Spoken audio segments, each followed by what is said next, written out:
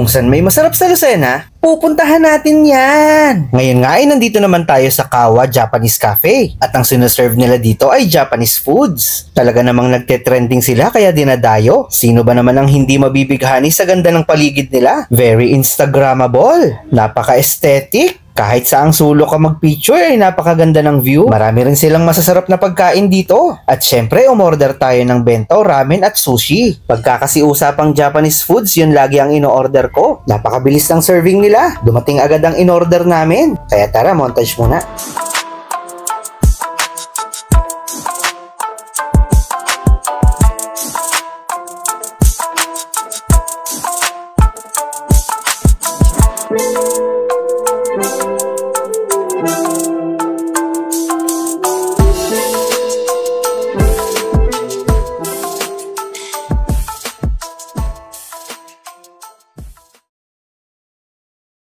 Unahin na nga natin tikman itong bento. Tanghalian nga pala kami pumunta kaya talagang nagugutom na ako. Mabuti na lang talaga at napakabilis nila mag-serve ng foods dito. First bite ko, inam. Ay sa pagkakasarap nga naman pala talaga. Di na talaga ako nagtataka kung bakit napakadaming kumakain sa kanila. Bukod sa napakadami na nilang servings, ay talaga namang masarap ito. Tikman naman natin itong kani salad. Sa totoo lang, nakaka-healthy talagang pakiramdam kapag kumakain ako ng gulay. Dito na nga pala ang favorite part ko. Sobrang excited ako na ipaalam sa inyo kung gaano kasarap ang ramen na to. Una ko na ngang kinain yung Naruto. At sinunod ko na yung pork. Ika nga save the best for last. Kaya hindi ko muna kinakain yung noodles. Nagulat ako kasi hindi ko ine-expect na ganito kasarap ang ramen nila dito. Pero syempre, alam nyo naman ako, napakahilig ko sa maanghang. Kaya naglagay tayo ng chili powder at chili oil. Syempre, it's not your ordinary chili powder at ordinary chili oil. Iba talaga pag made in Japan.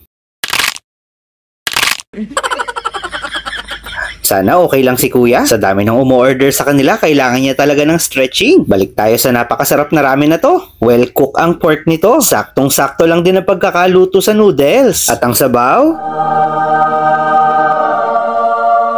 Talaga namang heaven. Karaniwan, hindi ako nagre-rate sa mga pagkain. Pero kung i-rate ko ito ay siguradong perfect score agad.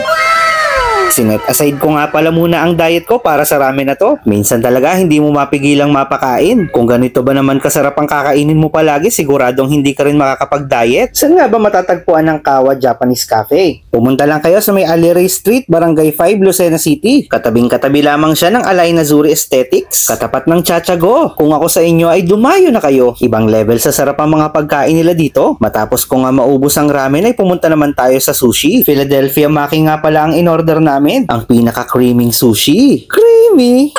Yes, tama po kayo. Creamy siya dahil meron siyang Philadelphia cream cheese. Napaka-light lang kainin. Hindi siya mabigat sa tiyan. At talaga namang napakalinamnam. Sarap. Aprobado ng picky eater. Maselan sa pagkain pero nung natikman niya to, talagang nasarapan din. Pagdating naman sa service, very welcoming. Sasalubungin ka ng ngiti. Kakantahan ka pa. Char lang. Napakalinis ng lugar, mabango, kaya talagang gaganahan ka kumain. Waiter, pa-take out na lang pala. Charis. Don't forget to follow Jandel Vlogs PH for more videos. Like, comment, and share na rin. Hanggang sa muli. Paalam!